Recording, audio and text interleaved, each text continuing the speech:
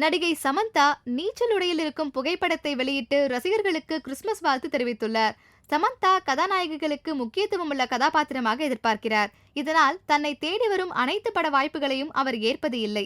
இந்நிலையில் அவர் கிறிஸ்துமஸ் பண்டிகையை ஜாலியாக கொண்டாடியுள்ளார்.